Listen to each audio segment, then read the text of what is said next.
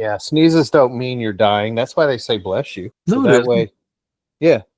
Yeah, No, it's it because isn't. people thought that your heart would stop, and so the last thing that you would hear is a blessing, so you would go to heaven. I thought the reason was because they thought when you opened your mouth that like a ghost was exiting or coming in. That's why they said bless you. I don't think a ghost has ever came in my mouth, but I do feel like a dinosaur has. When you wake up after you've been sleeping, you're like, yeah. And it's like, holy shit, what came and shit in my mouth while I was asleep? Yeah. Well, welcome to the Shitty and Cummy Proper Scoundrels podcast with some butthole all over the place. Oh man. Yep. Making his OnlyFans. He's like, somebody will send me $1 for this. Oh, somebody will. Guaranteed. Oh, yeah, there's some weirdos out there. We probably know them. 100%. Yeah.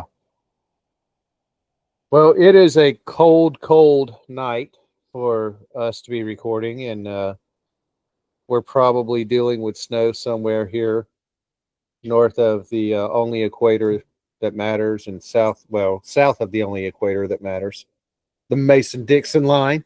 Yes.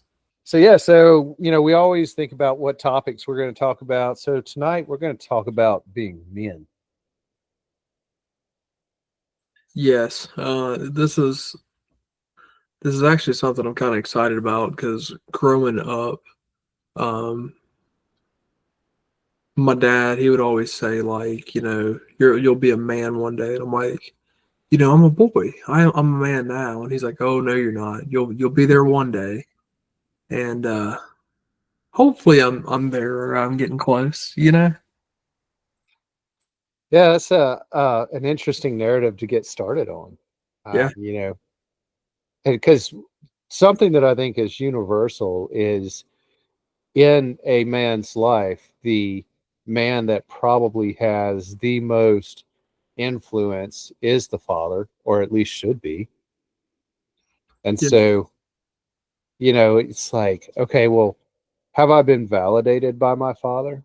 Did my father tell me that I was okay? yeah, yeah.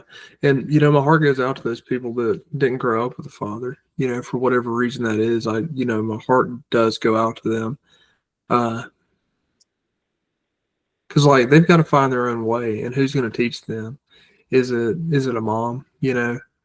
Um, like they can't teach you. They try, but they can't teach you to be a man. Yeah, totally agree. I mean, it's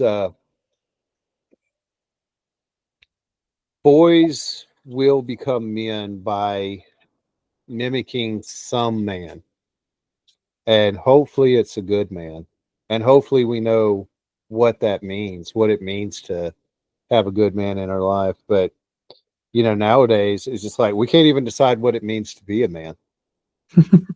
Or are men different than women? And is that a good or bad thing? And it's see, there's a woman right there beating up on a man.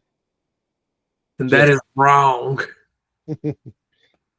there's no stopping it though. It just is what it is. It's gonna happen. Yeah. She may actually hump him at some point in time. I'm glad your dogs ain't the only ones. Yeah. Yeah. I don't even know where she learned it, but I can tell you that he doesn't like it. So let me ask you this, Jay. Well, how do you define a man? Like, what is your definition of that? So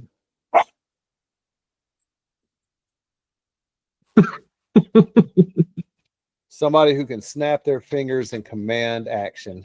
Uh, no, what is a man? All right. So biologically speaking, a man is a person with male reproductive organs and male sex genes. Um, and that's not Lucky. That's Lucky Brand is not a male sex gene.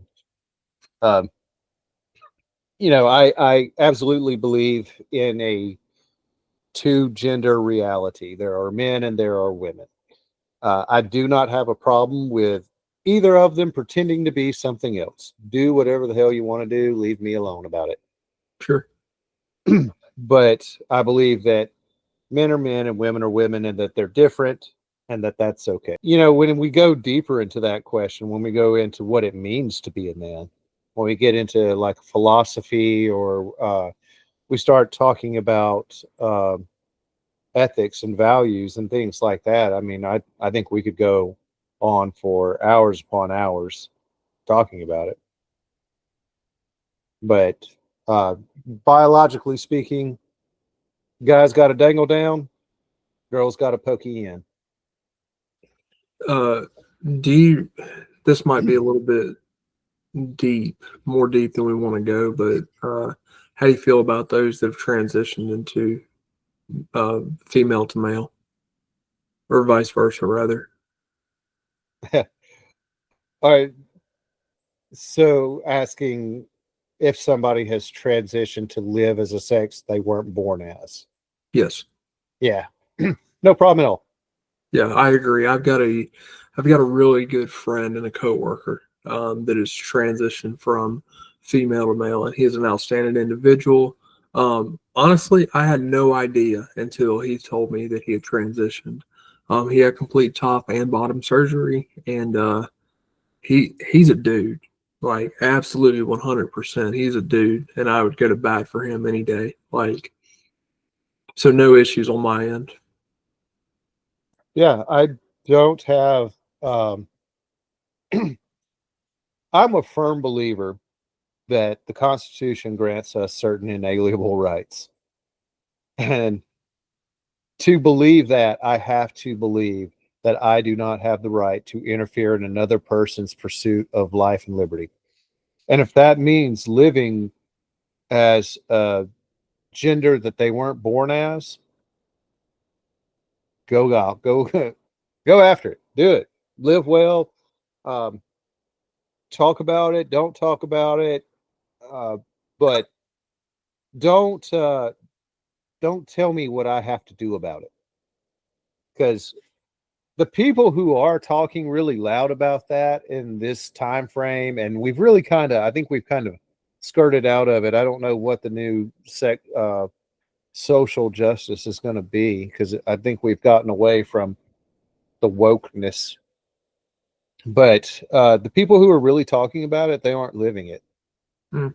They're dressing up for their TikTok videos and for their uh, appointments on some random talk show, but they're not actually living it like your friend and like a friend that I had who lived every day of his life as a male.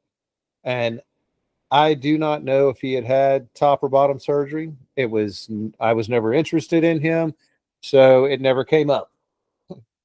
Um, but he did trust me enough to tell me that he was a trans man, and I was like, I hope that doesn't mean I have to quit saying jokes the way that I do because I'm not. uh, I do not like these people. I don't like the assault on children. There's nothing scientific about it. There's nothing socially acceptable about it. Children are not people who can make the decision that people that we know are making. And it has just gotten so out of hand that it's just gone into an absolute perversion of what people are. I'm not saying that trans people are perverts. I'm saying that this idea that there are this many people who want to transition is absolutely a perversion of normalcy. Mm. I agree. I think it became kind of a fad, to be honest with you. Like that was the cool thing to do. I'm gonna be different, and we're gonna go about it. But like giving meds to 9 year olds because they say that like your frontal lobe isn't developed at age 9. It's really in a male, in a biological male, it's not developed until what 25, and I think it's like 20 or 21 in like females.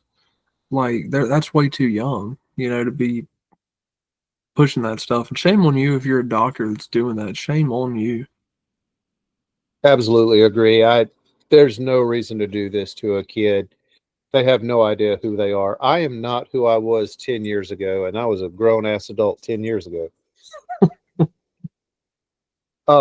I wore bell bottoms. I wore pants that were very tight at different times in my life.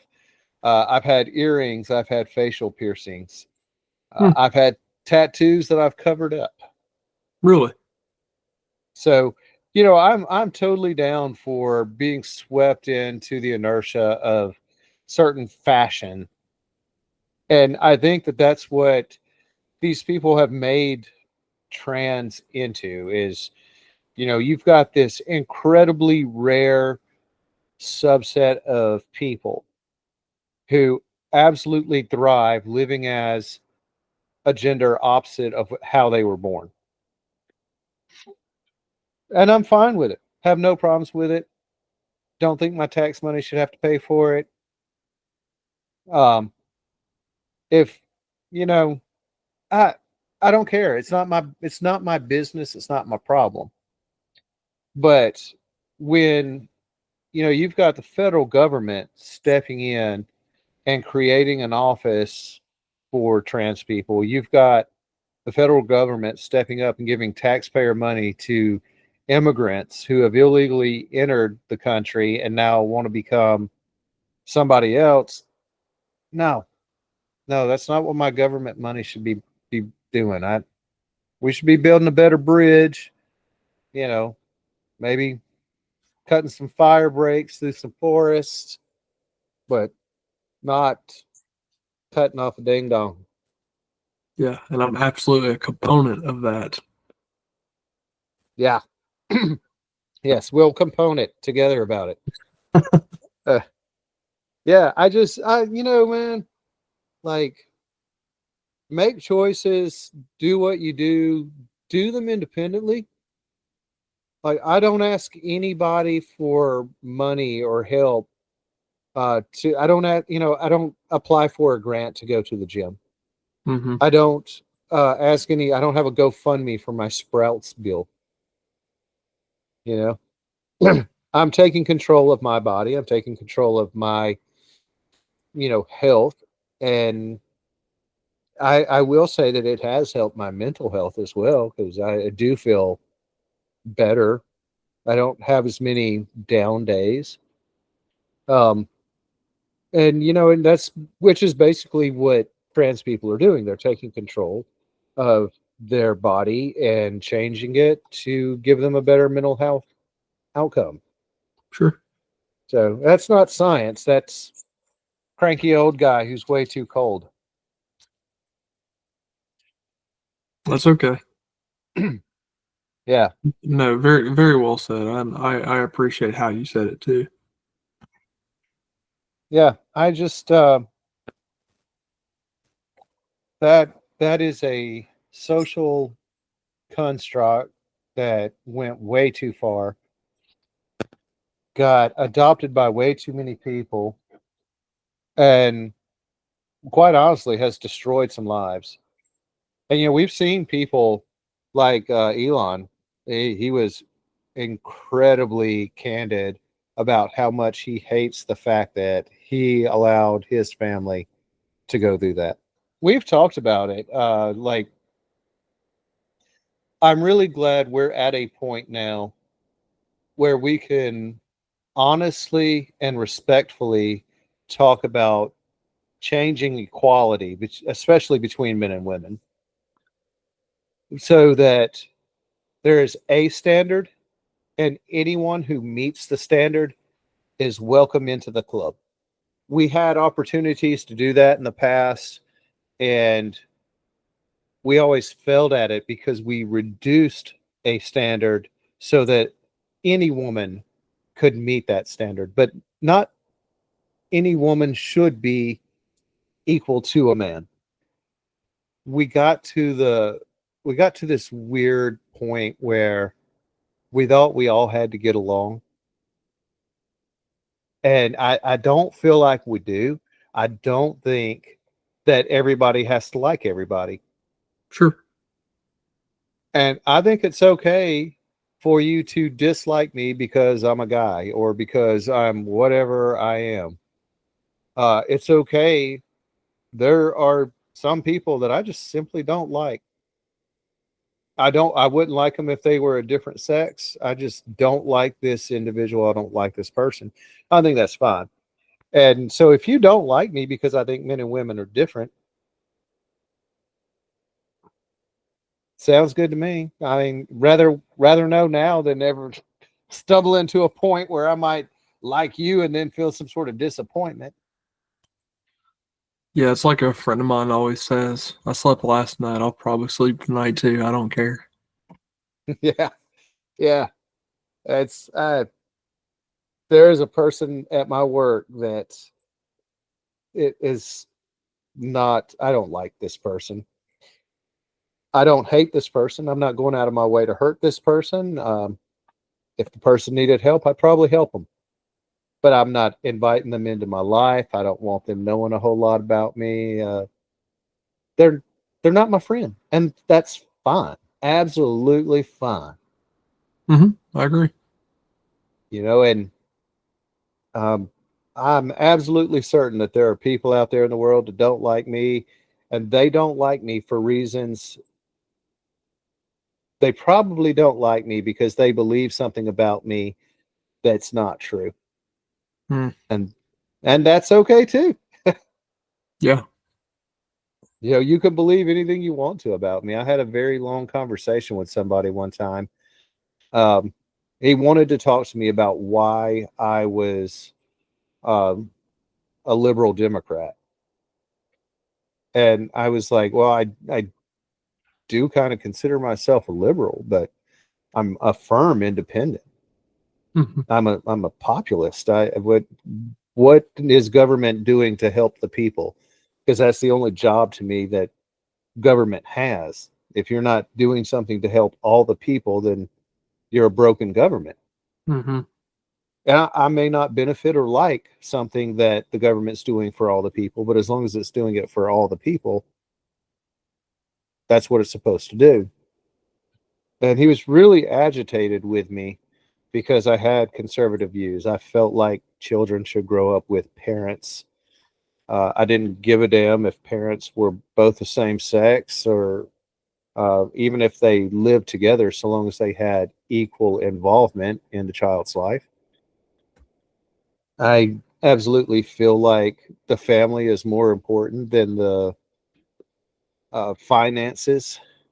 So people who choose family over work totally support it.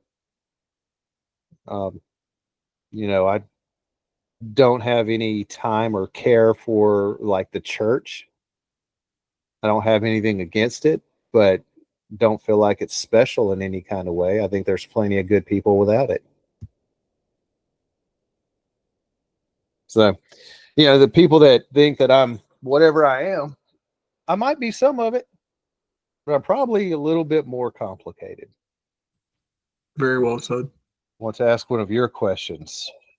How do Uh-oh. you find, yeah, yeah, no, you freaking fantastic thought processes. How do you find peace in manhood with the climate of society? That's yeah. So I'm very comfortable as a man in that role, and I think I'm collected enough where I can have a sensible conversation with anybody, Um, just like you alluded to a little while ago, that um, people have their ideas about whatever, whether it's what a female's role is, and there's a million different roles that people think. Um, I've got kind of my way of thinking. I've got my thought process about how I'm supposed to be and how I'm going to govern myself. And it makes me feel good the way that I do that. You know, it might not make everybody feel good, but at least it makes me feel good. It makes me happy and it aligns with my morals. It's ethical, all that fun stuff, right? Um, like today's climate sucks, like everything's woke. You got to be, you got to watch what you say and stuff like that. But at the end of the day, as long as what I'm doing is it appeases myself, my spirituality, um, my family, like who do I need to answer to? Does that make sense? It absolutely makes sense. But I wonder, have you really been affected by the woke climate? To a certain extent, yes, but also to a certain extent, no, because I don't allow myself to be affected by it. Yeah, and that was something that I was thinking about going into this conversation and some of the conversations we've had in the past is I've really not had to deal with it. I work in a environment in a what do you call those career path things? An industry. I work in an industry uh, that's always been pretty progressive, Yeah. and it's always been probably female dominated. So I don't know that I have ever really dealt with any of the woke stuff so much. I have dealt with like some weird discrimination from especially charge nurses that they're like, oh, okay, well, you're a big man, so you're going to have to go and do this job. And it's like, you can't expect me to do any more than you expect Sally Sue to do. hmm It's like, Yeah, you, I run into that all the time, and um, I don't try to say, "Well, I'm the man. Well, I need to go get on this heavy side." You know, like I don't. I will always offer. Do you? Would you prefer if I'm there versus here, or whatever the situation is? But I don't know. I did have a boss one time that was like, "Well, you're a man. You should be doing this. You worked for her too." I have very verbally and physically gotten to the point where you I'm not doing this stuff anymore. I'm not I'm not picking all these people up. I'm not You're not going to pull on me. You're not going to do all these things to me because I've got this one back and it's somehow made it to this point. I'm going to try and keep it for a while longer. And I wish I would have been that way years ago. Yeah, And and I look back at some of the people in my life that, they were always like, "Oh, I can't lift this. I'm going to call for more help." And I'm like, I wonder how healthy they are right now. yeah, You know, I wonder if they wake up with the same soreness and the same bulging disc and stuff like that. I'm like, I wonder if they, through laziness or whatever, they made it through a little bit better than I did. In my experience, I've just not had to deal with much. I worked for a clinic for a while where I did have to announce my pronouns, and which I thought was the weirdest thing in the world because I would usually change them on a weekly basis. But I actually learned something about freedom there. So I would jump on a Zoom call and they'd be like, uh, so are you Z them today? And I'd be like, yes, I am. They'd be like, we're so glad to have you. But that was an absolute exercise of freedom because I changed them about every day. Like I got my nails painted one time and changed them for that, and I was just allowed to. Nobody really cared. It was a little bit novel, but then it was just like whatever. yeah, But even in that role, I didn't have to change my life at all to be polite to anybody. I think that's the biggest thing. As long as you're polite and you treat people okay, you know. Some people Yeah, deserve to be treated differently. I do agree to that, but I always try to be polite. it's fine. Live your life. Nobody's hurting you, but don't try and hurt me to make me play along with you. I'm not going to do it. Yeah, for sure. Who do you look at? Who inspires you as a man? Like, who are some of your heroes, men wise? There's so many of them, and throughout my life, I've always been somebody to learn. I love to learn from other people. But everybody I come in contact with that I have any type of relationship with, I try to learn the good and bad from them. And I think there is bad lessons to learn because you now see something you don't want to implement, right? Like my father has got great qualities about him, very noble qualities about him, but he also has some pretty bad ones too, and um, as a child, you're like, I don't want to do that when I get older, or vice versa.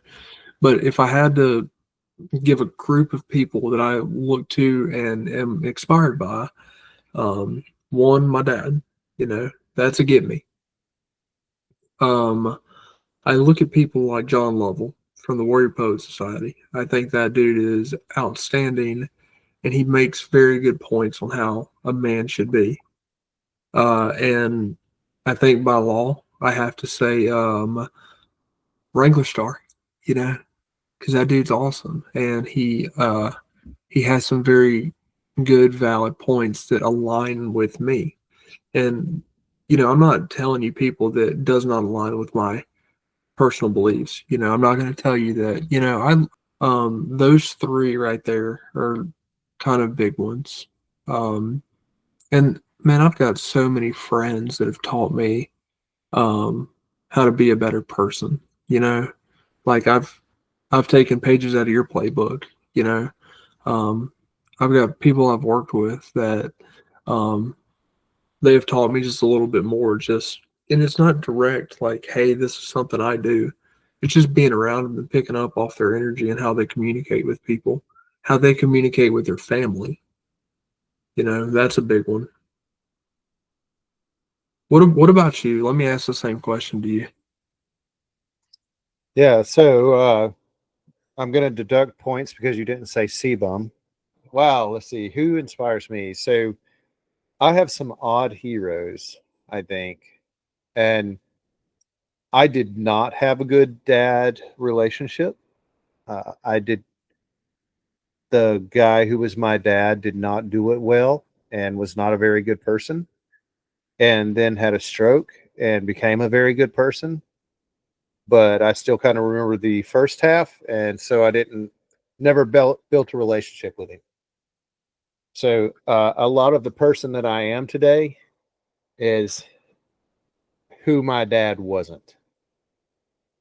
Like I didn't learn how to be who I am by watching my dad. I learned how to be who I am by saying this is what my dad would have done, and I don't want to be like him. So I don't have that dad hero. Um, there's a couple of athletes that I really look up to that have inspired me in a lot of ways, and not so much because they were great at their sports, and they weren't like great at football or some popular flashy sport. Like one guy was one of the absolute best wingsuit flyers, and he died flying in his wingsuit. Yeah, not a great hero to have, probably, but he lived a life that was just really focused and really special, and that inspires me. Um, I'm inspired by people like Chris Williamson, who does the Modern Wisdom podcast. I think he's one of the most fantastic conversationalists. And the fact that he has so many different conversations, you learn something every time you listen to him. And then I'm really inspired by people who have really neglected the mainstream. So I'm really inspired by men that I've met on weird adventures. You know, like I met a guy out on the Appalachian Trail one time, and just a fantastic storyteller, a fantastic person. Um, you know, so there's not so much a person that inspires me, but a type of person. And it's those people that are willing to be lonely enough to live the way that they want to. I like that. So you mentioned that your dad wasn't the person you wanted to be. How did you find your way into what you are now? Went down a lot of the wrong roads. Uh, it is definitely a weird history that I have. I think a lot of it, there was probably some motivation that, you know what, I'm going to make it anyway kind of thing. I'm going to be the hero of my own story, and I'm not going to kind of crash and burn the way that my family had wanted me to. And man, I found something that I loved, and the only way to be better at it was to be better. And so if I had really, and there were plenty of times that I thought about quitting and just, you know, nobody would have blamed me. They would have been like, "Damn, dude, you have a really fucked up story." And so if, you drop out of it and you devolve, then, well, that's why. Nobody's going to blame you. But nobody was going to save me either. So it was like probably a bad idea. Um, so I think a lot of it had to do with, I've if I'm going to do this, I've got to be a better person. And I don't know how to do that. And I don't know how to find people to help me do that. And, it's something that I'm kind of dealing with now. You're the average of the five people that you hang around the most. And when I looked around at the five people that I was hanging around with the most, three of them weren't really that great. And so I've been in this process of trying to find three replacements, and I haven't. And so I'm kind of in this weird um, place where I'm uh, really undirected and uninfluenced.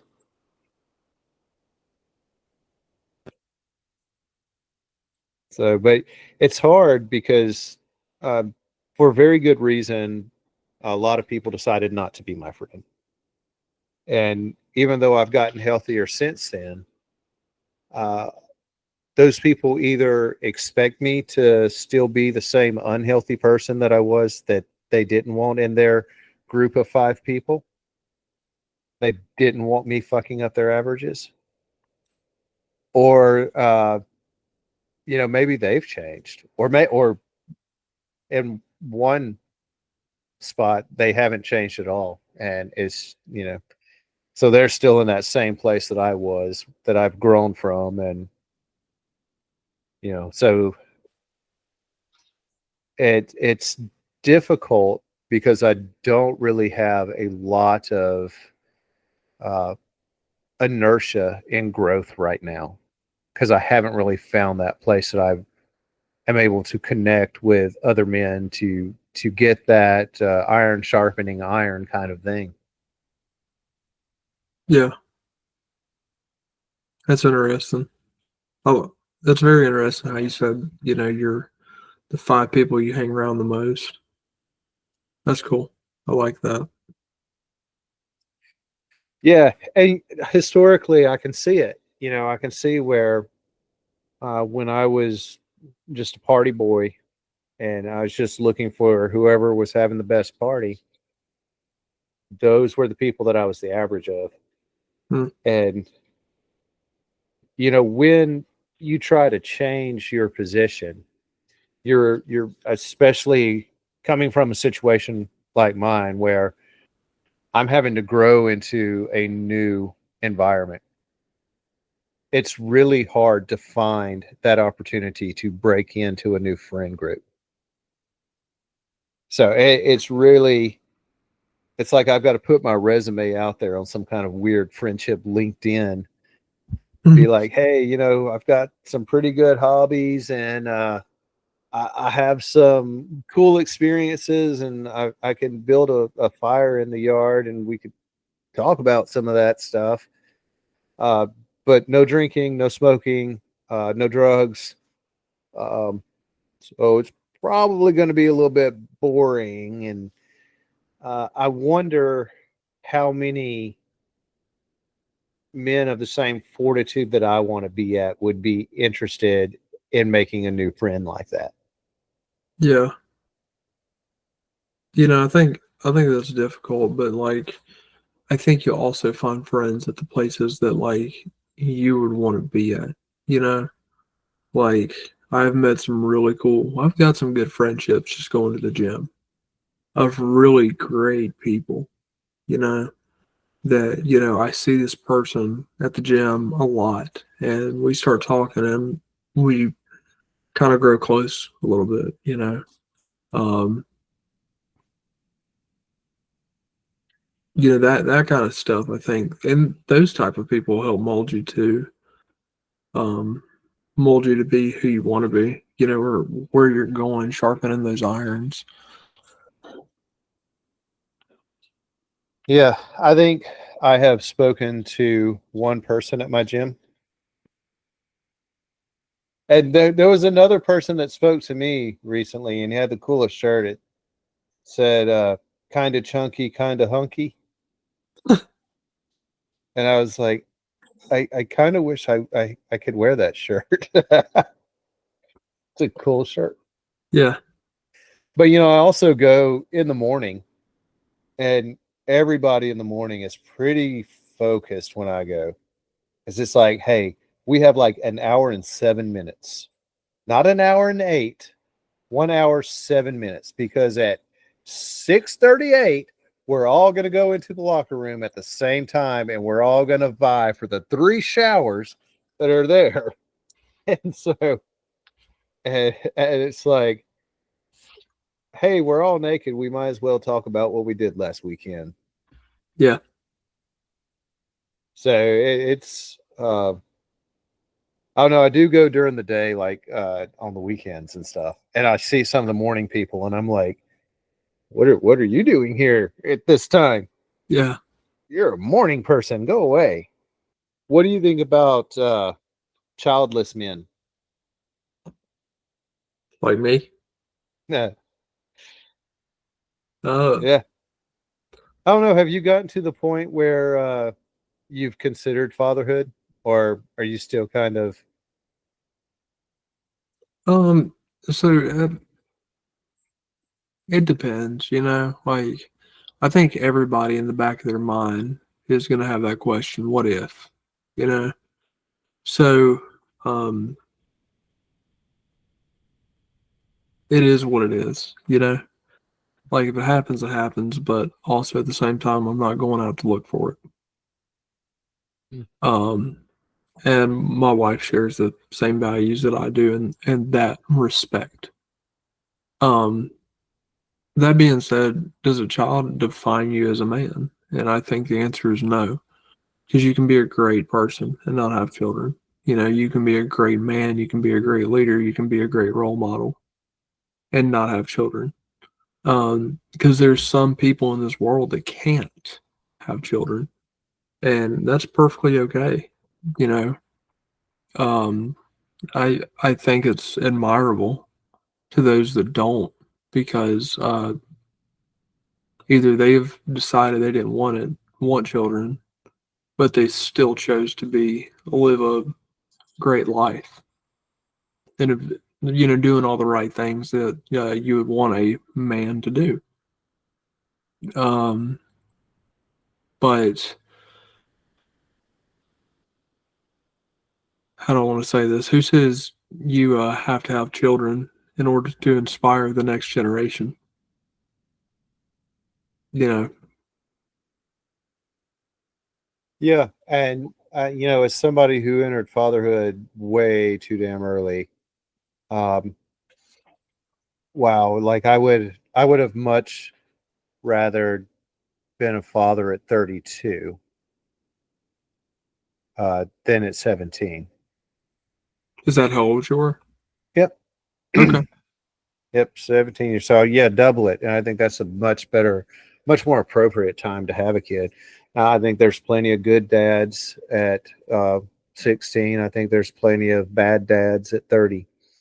So um, My dad was 52 when he had me. Now, I wasn't his first by any means. I was the last, but it was also interesting perspective that he gave me because I go to school and these people's dads are in their 30s, and I had brothers who are older than their dads. My brothers are like in their 40s and stuff like that. So uh it gave me a unique perspective on life. Because you're hearing it from somebody that's seasoned. yeah, I think I think a conversation for another time would be the fact that we're not having enough children to replace the amount of people that we have. So I think there's a lot of pressure on people to have kids, even when it's not the most appropriate thing they could do with their life. Let me say this. Let's normalize not going up to people and asking, when are you going to have a child? Let's normalize that, because I'm tired of hearing about it, to be completely honest. And I'm not saying that to you because you asked the question, but just in general, people ask that, and you don't know their reason. Stop asking. Yeah, and I don't go up to anyone and be like, "Hey, are you going to abort that kid that you're carrying?" I, you, you gonna let it drop? Well, I mean, what are we doing here? Yeah, so I think you know I think that a lot of the men that I look forward to, I look up to, either are fathers or want to be a father. Mm, But the ones who are not fathers and want to be a father, they want to be a specific kind of father. And I find a lot of respect in that. And I think that that's noble for any person to want to be a parent in some kind of way, to raise something that establishes your legacy. yeah, I think, and I think that's a good way to look at it. It's it's here's a little bit of me that lives on, so my story doesn't end when the last person mentions my name. A little yeah, a little a little prophet Macklemore action right there. So, uh, but I don't, I'm absolutely with you. I think every family has the right to make the appropriate decisions on children, and I absolutely respect you and your wife, and that you're like, hey, we're enjoying each other, we're establishing ourselves. You know, that there's no rush on it, yeah, yeah, and I think that's absolutely the way a person should be. Uh, yeah, I I feel a little bit bad for the people who are young when they have the kids, uh, and it's more that 2020 that comes with age. Because I'm like, man, I could have done it so much better at a later age than I did at an early age. Sure. And I think I was also still getting some healing, getting some living, you know, Yeah, getting some distance on some bad that happened. for sure. But it's a learning experience all the way around, because that made your story. That made you who you are today. Yep.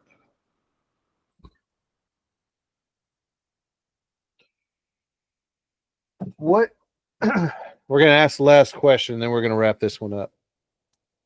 What is a successful man? How do you measure success? You know, that's hard to do. Um, how I measure success as a man is, uh, am I somebody that should be looked up to? And I mean that, like, look at all the people in your life that's like stood out. And it's like, is there something about me that somebody else could look up to? Like, what is your code? What are the values you live up to? Do you stand for something? I think that's really important because if you can stand for something, I think that is a hallmark of being a man. Who cares what it is? Um, but you have to have a backbone. You have to be strong. You have to be the protector. You have to be the leader. And that's not taking anything away from the roles of like the female in the relationship or whoever your spouse is. I'm not making it gender inclusive. Whoever your spouse is. Um, are you a good person? I think that should be a hallmark of being a man. How do you measure success? I'm going to reveal some serious mental illness. Uh-oh. So I go through life and I rarely ask for help from anybody, but I offer help to people frequently. And I typically say yes if somebody asks me to help them. Um, now, I can tell you there's probably some clues to some things that are broken inside, something that the watch needs to be wound on. But I look at people and I'm like, would I ever ask somebody that I don't feel is successful to help me do anything? And the answer is probably no. Hmm. So, like, if I'm not comfortable asking somebody for help, then I probably don't consider them very successful. I'm probably not going to go and ask my pharmacist friend for help with mechanics. I'm probably not going to ask my mechanic friend for help with my budget. Um, so I think that there are a lot of different levels to success, and I think from my perspective, um, that success is a type of respect, and I guess that would bring about some sort of nobility. So if I respect somebody, then I would be able to accept their help, and whatever it is that's going on. But if I don't respect them, if I don't recognize them as being successful, why would I throw out an anchor? Like, Yeah, for sure. I think that's a very good way to put it. Because like there are some people in my life that do not have a dime to their name, but I respect them because they have something to offer. You know? yeah, and I don't think success is a dollar amount or a destination. Just like I don't think honor is, and uh, I think like you and I discussed it in one of our previous talks, where I've known people who were absolute pieces of shit who became very honorable, and people who were very honorable who became absolute pieces of shit. So I think that somebody could be successful for a while and then become not successful. Somebody could be a good man for a while and then not be a good man. So I think it's a constant. Um, there is a word that I'm looking for, and it was in my head and it just escaped. I looked into the light and then it was gone. Uh, Describe it. so like the way that you adjust your serotonin with an SSRI. And so you have to build up to a certain level and to Threshold. maintain that, huh? Threshold. No, I don't think that's the word. Therapeutic level. I don't no, I don't think that's it. But I think you have to continuously work at success. I Yeah. think when you stop working at it, you're no longer successful. It doesn't mean that you're bad. There's no morality to it. I just think that there probably comes a time where you're less relevant, and monetary successes are going to come and go all the time.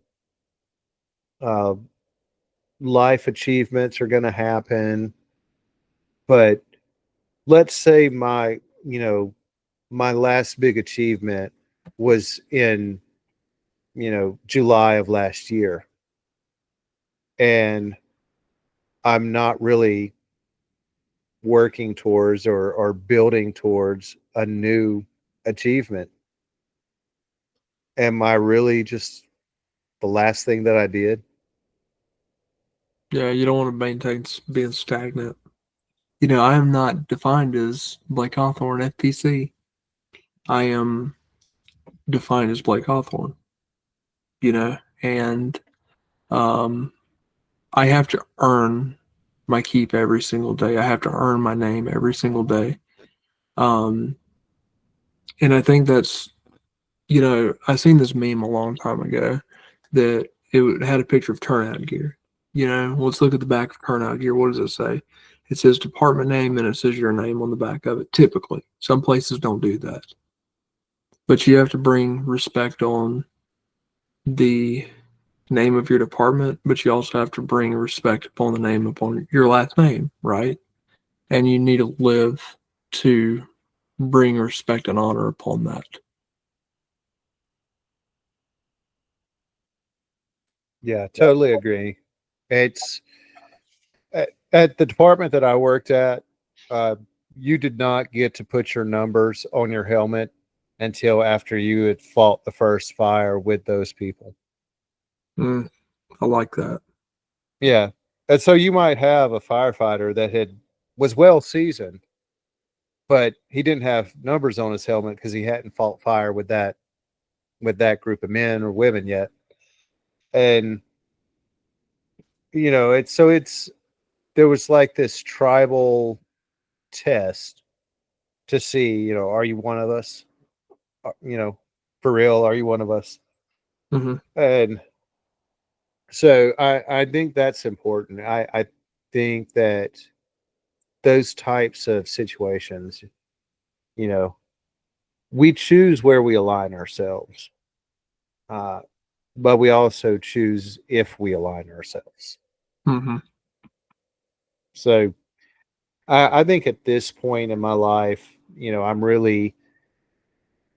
I'm in a weird transition. Usually by this time, people are kind of settled. They've got like some sort of established um, third space with their friends, and I've kind of uprooted that. I'm kind of trying to find that new third space, but I'm being very selective because, damn it, I know how hard I've worked to get to where I am right this very minute, and I'm not going to throw it away on some people who are just jackassing their way through life.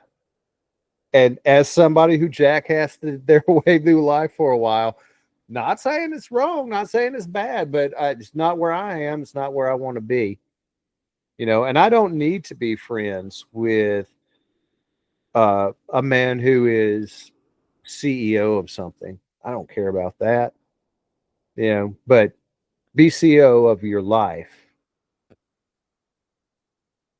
I like that. I really do. Yes. Heavy subjects tonight. We were able to tell a few jokes in there. Yeah, it's fine. But, yeah. Um, yeah. We'll have more talks about manhood. We've got to find some young people to talk to manhood. To talk about you, people younger than you.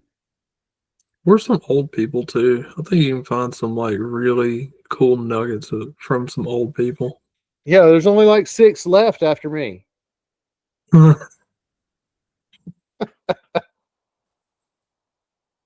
Everybody else has already died.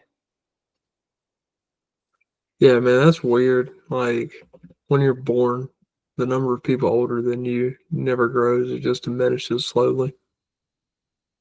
Yes. And I was talking to somebody about this today. When I was younger, people my age were really old. And now I'm not.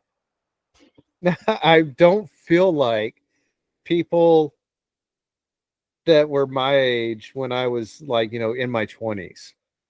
I don't feel like they were as young as me. I feel like they were already getting their like AARPs, and